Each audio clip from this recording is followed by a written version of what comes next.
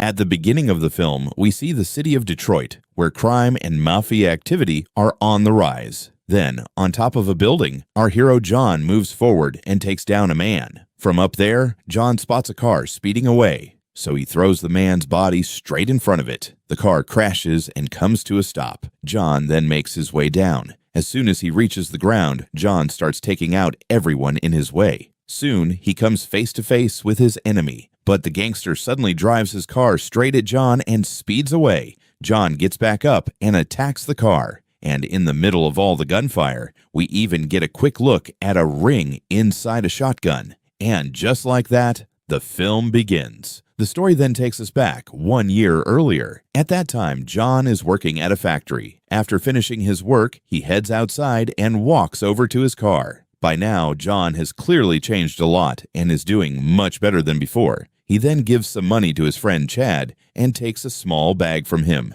And inside that bag is something very special. But John doesn't realize that a few gangsters have been keeping an eye on him. John then leaves the area and stops by his friend Patel's shop to pick up some supplies. Chad, Patel, and John had all served in the military together, and Patel often helped John find small jobs. John then came outside and saw that someone had stolen his car and driven away. He chased after the gangsters, but they quickly sped off with the car. A little later, John spotted the same gangsters leaving in another car. He quickly checked nearby and realized his own car was still there. John then searched the car and found the ring from his package. The thieves had left it behind.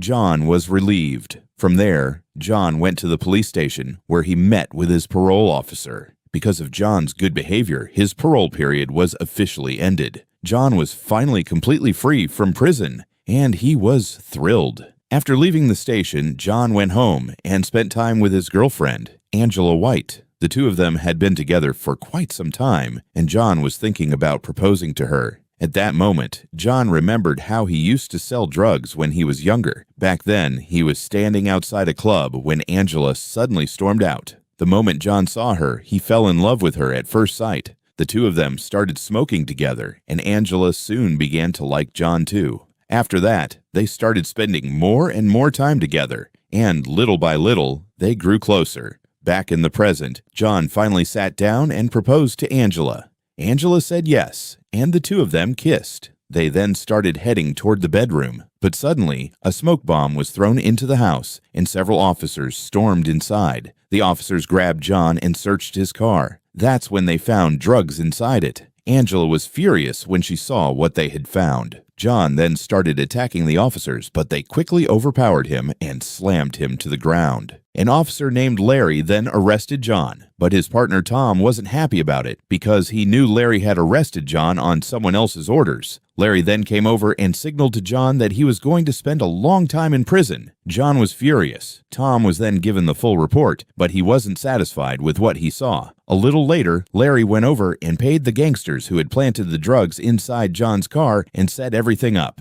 Tom saw the whole thing. Sometime later, John was in jail. That's when he realized Angela was there too. But Angela was furious because years ago, when the two of them first met, John had promised her that he was done with the drug business. She then threw her ring on the ground and walked away. John was left heartbroken. Just then, the door opened, and Mark walked in. John was shocked to see him.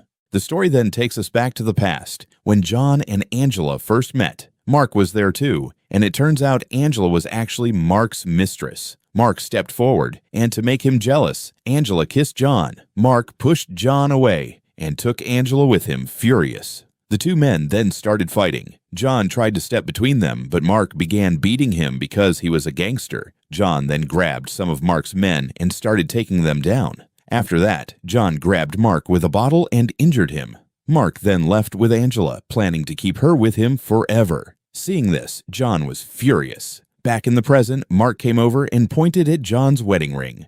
The moment John saw him, his heart broke. He finally realized that Mark was the one who had framed him. A little later, the officers Mark had paid brought John deeper into the prison. They all started beating him, and John was brutally beaten for a long time.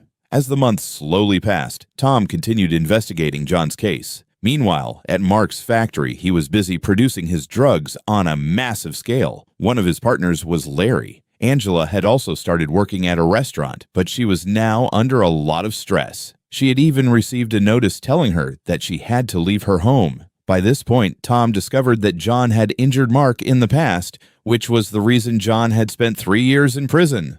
Tom already knew about the connection between Mark and Larry. That night, Angela was working at the restaurant when she saw Mark. Mark had come back because he wanted her again, and Angela needed someone to lean on, so she sat down with Mark. The two of them decided to get back together. Outside, a poster revealed that John had been sentenced to 25 years in prison for drug-related charges. Meanwhile, Mark and Angela's romance grew stronger. On the other hand, John's condition had become much worse after just 1 year in prison. Then, John received a letter from Mark. When John opened it, he saw that Mark had sent him a photo of himself with Angela, clearly trying to make him jealous. Mark even told John how much fun he and Angela had on their honeymoon. John became absolutely furious.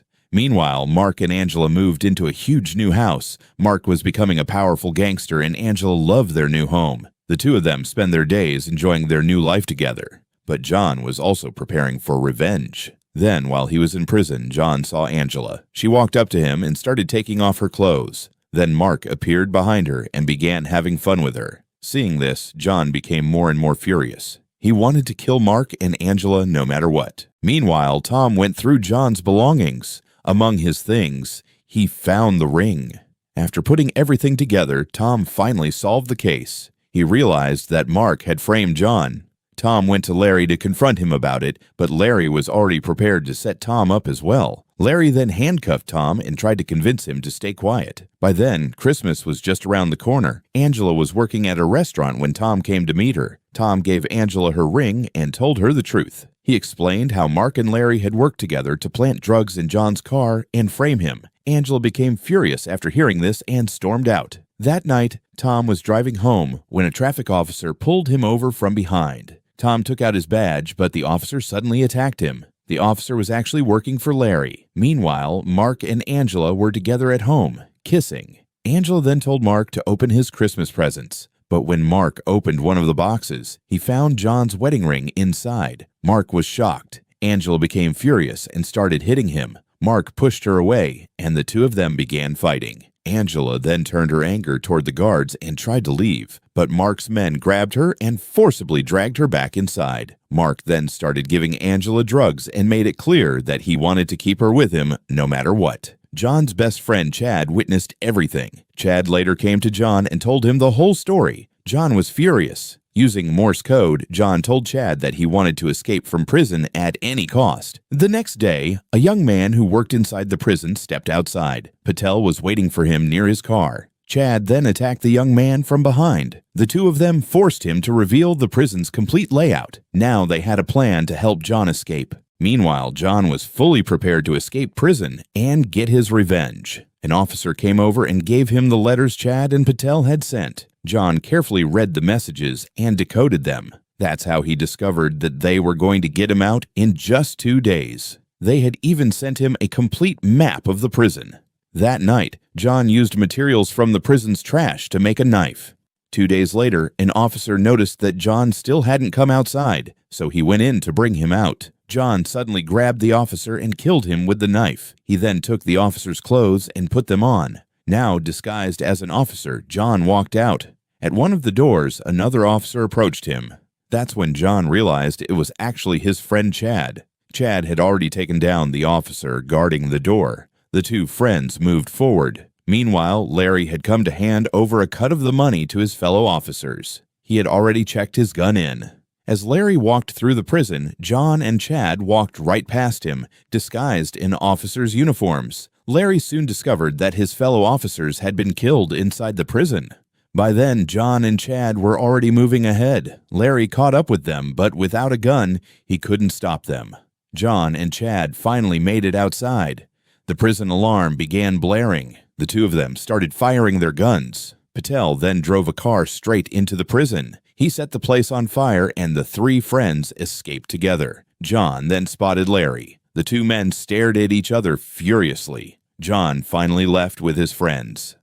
A little later, the phone at Mark's house started ringing. Larry was calling to tell him about John's escape, but before Larry could say anything, John had already cut the phone line to Mark's house. Mark immediately woke up. He then saw Angela and went downstairs to the bathroom. Meanwhile, John entered Mark's room, but all he could see was Angela. John realized that Mark had been keeping her prisoner and forcing her to take a lot of drugs. John became furious. He grabbed Angela and tried to escape with her. That's when Mark realized that all of his guards inside the house had been killed. He grabbed a gun and ran outside. There, he saw John and Angela together. Mark fired at John, but Angela suddenly stepped in front of him and took the bullet. She died right there. By then, the officers had also arrived and a shootout broke out. John was forced to leave Angela behind and escape. Mark then came over and saw Angela lying there. He was devastated by her death. He kissed her and said goodbye. Now, Mark wanted revenge. Meanwhile, John's heart was completely shattered after Angela's death. 2 days later, Mark held a memorial service for Angela. He was now trying to move on with his life, but he was still furious because he blamed John for Angela's death. Meanwhile, Patel and Chad began using gunpowder to make shotgun shells and powerful bombs. Mark was also preparing to leave the city, but everywhere he went inside his house, Angela's memories still haunted him. He had loved her deeply. On the other hand, we see John. He has shaved off all his hair and is now completely ready to get revenge. He begins releasing all of his anger, screaming at the top of his lungs. A little later, John prepares a special bullet along with his wedding ring. This is the bullet he plans to use to kill Mark. John then covers his entire face with dirt from Angela's grave. Tonight, he is going to kill Mark. John and his friends then move toward Mark's factory and begin taking out all of his men one by one outside. Meanwhile, Mark is sitting inside his office, watching everyone and keeping an eye on the entire factory. By then, John, Chad, and Patel had moved around to the outside of the factory. They started setting off explosions, throwing the gangsters into chaos. John moved forward, setting off more explosions and taking out everyone in his path. Then Larry stepped in and started fighting Patel. Larry beat Patel badly before shooting him and killing him. On the other side, Chad had also been shot. John grabbed a shotgun and continued forward alone. That's when he realized Mark had already escaped. John entered the factory, but Larry had already gotten into the elevator with him. The two men immediately started fighting. Larry was a brutal and highly trained officer, and he began seriously injuring John. Their fight became extremely violent, and both men were badly injured. But in the end, John shot Larry in the leg with the shotgun, completely destroying it. Larry was left writhing in pain before finally dying. John then dragged Larry upstairs. From there, he saw Chad driving away in his car. John threw Larry's body down. It landed near Chad's car, causing a massive crash involving several vehicles. And if you're still enjoying the video so far, make sure to like, comment, and share it. And don't forget to subscribe to the channel. Also, help me reach my goal of 1,000 likes and as many hypes as possible on this video. John then came downstairs ready to kill Mark, but Mark suddenly drove his car straight at John. John attacked the car with his shotgun. Along with the bullets, the ring also hit Mark and injured him. Mark then sped away in his car. John immediately chased after him and somehow managed to jump inside the car. The two men started fighting. Neither of them was willing to give up. As they fought, the car crashed and went flying into a slum area. John climbed out of the wrecked car badly injured. He searched all around the vehicle, but Mark was nowhere to be found. John was devastated that he had failed to kill him. The story then jumps 20 years into the future. Mark is now an old man living in a beautiful house. One day, a delivery woman drops off a package at his home. Mark opens the box and finds a message from John. It says, "It was pretty hard to find you." Mark becomes terrified. He rushes inside his house, but someone has already stolen his gun. Then John appears in front of him. The two men sit down together. Mark says that he loved Angela. John replies that he still loves her even now. Then John shoots Mark and kills him. And with that, this incredible film finally comes to an end.